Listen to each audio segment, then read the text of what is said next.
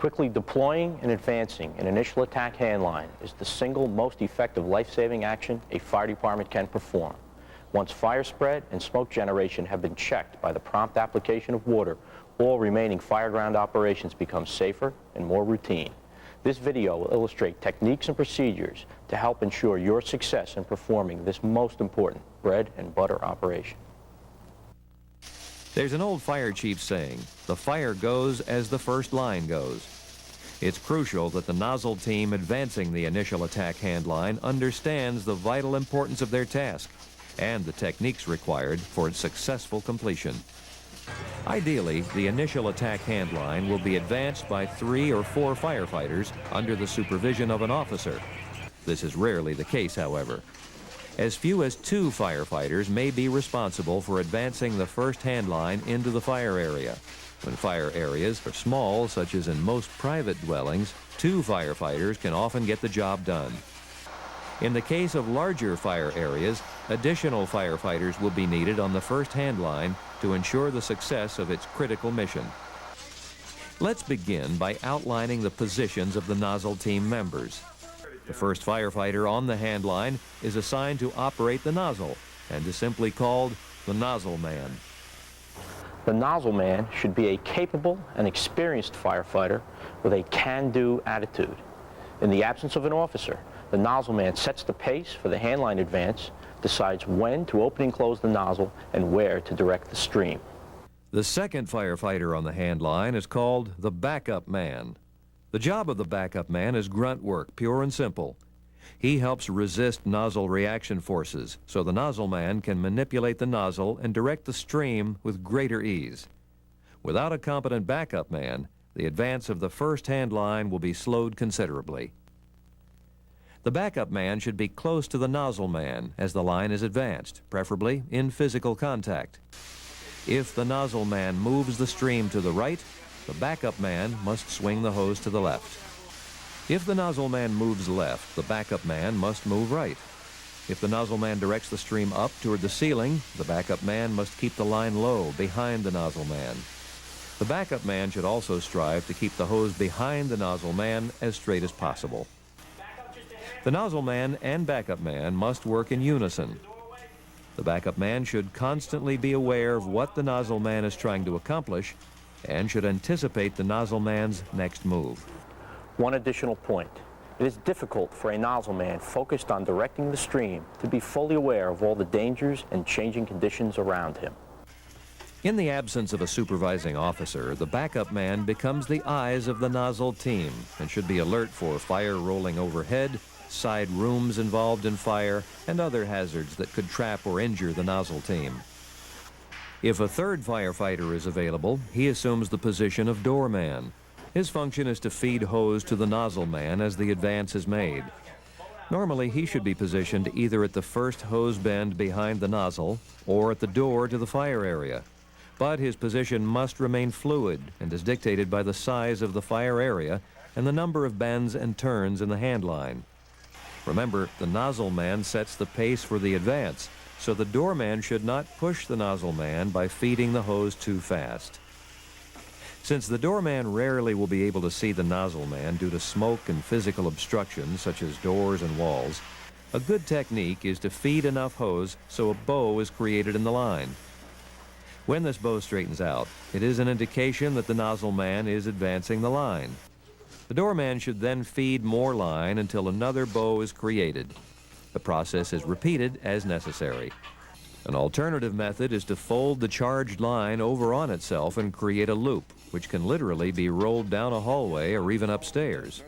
When staffing levels are light and there's no one available to assume the position of the doorman, use of the loop method can prove advantageous. The backup man creates the loop and then moves into position behind the nozzle man. At first floor and basement fires in private dwellings, the handline should be charged before advancing inside. Some departments charge the line on the interior stairs for second floor or attic fires. Others are more comfortable with charging the line outside, which reduces the potential for kinks and permits a rapid and continuous advance up the stairs. At multiple dwellings, the line is usually charged just outside the entrance to the fire apartment in the public hallway. An exception is when the fire originates in the stairway or when fire is extending into the hall or stairway through an open apartment door. In this case, the line should be charged on the landing below and advanced up the stairs. When and where the line gets charged at commercial building fires varies with the size and construction of the building and the type of occupancy.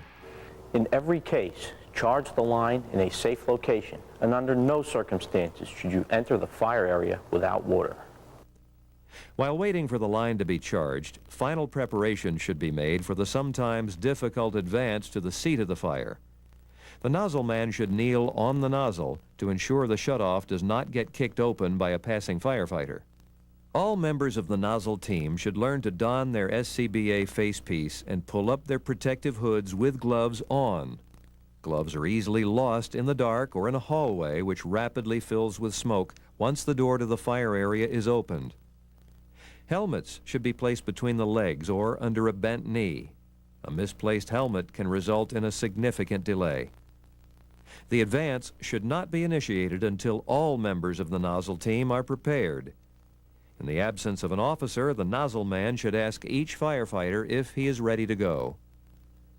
All members of the nozzle team should be on the same side of the hand line. Remain low. Use the door and wall as a protective shield against venting heat and fire once the door is opened. As soon as the nozzle team is set for the advance, the officer should call for water via his portable radio. If there is no officer present, the nozzle man should be radio equipped. He will use the radio to call for water, to inform the incident commander of the nozzle team's progress, or lack of it, and to call for help in an emergency situation. The radio also is critical for receiving information from the pump operator about water supply status, particularly in cases where the initial attack begins off booster tank water and switches to hydrant water or another continuous source. If a fog nozzle is used, the nozzleman must check to ensure that the nozzle is in straight stream position. In straight stream position, the pattern adjustment ring is rotated all the way to the right as you hold the nozzle. A straight or solid stream should always be used for interior attack to avoid violent disruption of the thermal balance with its accompanying loss of visibility and increased risk of steam burns. Once the hand line is charged, it must be bled of entrained air. The nozzle should be left open until water is flowing and the telltale sputtering of trapped air has ceased. Some nozzle men prefer to crack the nozzle open as they await water, thus allowing the air to bleed off slowly. Others simply wait until the line is charged before bleeding it. It really is a matter of preference. With the line charged and bled, it is vitally important for a member of the nozzle team other than the nozzle man to check the line for kinks. If a doorman is present, he should perform this function. The pump operator can often check for kinks in the vicinity of his apparatus. No matter who is assigned this task, its importance cannot be overstated. One or more 90-degree kinks in a hand line will cause a dramatic reduction in flow and increases the risk of burns to the nozzle team. When solid stream tips or 75 psi fog nozzles are used, the potential for kinks is greater due to the low pressures involved. This makes the job of chasing kinks even more important. Pump operators should never attempt to straighten kinks hydraulically by raising the engine RPMs. Here are some important considerations. Chock open all doors that the hand line must pass through. Even non-self-closing doors may close if bumped by a passing firefighter or his tools. Chocking doors open permits a more rapid advance of the hand line and increases operational safety. It also allows for an inrush of fresh air to replace the smoke and heated products of combustion being displaced by the stream. Storm and screen doors that will not stay open should be removed using a Halligan or similar tool. A door that closes on an uncharged hand line makes an efficient but dangerous hose clamp. Avoid obstructing doorways. Doorways must be clear for efficient air movement. After a room fire is darkened down, move to one side of the doorway, either outside of the room or just inside of it. Another reason to keep doorways unobstructed is that any firefighter inside who wants out in a hurry probably will not stop to say excuse me as he leaves boot marks on your forehead. Consider using a 100-foot length of hose as the lead length in the hand line stretch. This eliminates the one coupling that notoriously catches on stair treads, newel posts, door jambs, and furniture, impeding the progress of the line. When the nozzle team is ready to advance into the fire area, ventilation is required. This relieves pent-up smoke and gases and provides an outlet for the expanding steam created in the extinguishment process. Ventilation opposite the advancing nozzle reduces the chances of fire rolling over the heads of the nozzle team, aids in visibility, and helps maintain more tenable conditions. It is extremely important to time the ventilation with the charging and bleeding of the hand line. Delayed ventilation can result in steam burns to the nozzle team. Premature ventilation can accelerate fire growth and extend the fire into uninvolved areas of the structure. Veteran nozzle men say that once the door to the fire area is open, the nozzle team should wait momentarily as escaping smoke and combustion gases light up or blow. After this brief pause, the nozzle man should maneuver into the best possible position from which to hit the fire, aiming the stream into the overhead in an effort to drive back the rolling flame front at the ceiling. The nozzle should be rotated rapidly in a clockwise motion or whipped side to side, striking as much of the ceiling as possible. With a straight stream or solid stream, the nozzle must be worked vigorously to ensure water distribution over the entire fire area. The nozzle can also be directed through the space between an open door and door jamb in an effort to hit more fire. Always be alert for fire wrapping around behind you, as sometimes happens when there is a second opening into the fire area. As the fire darkens down, the angle of the nozzle can be lowered and the stream directed at the heated solid fuels.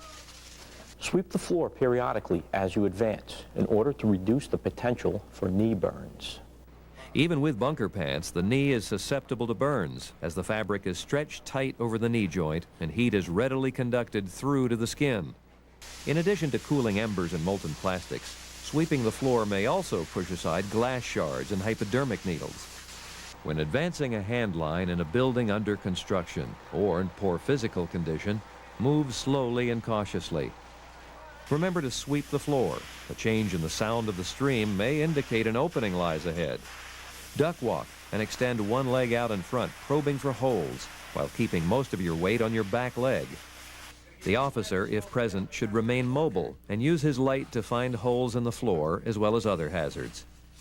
The nozzle man should maintain enough hose out in front so he's within an arm's length of the bail or handle of the shutoff. This allows for free movement of the nozzle and efficient water distribution over the fire.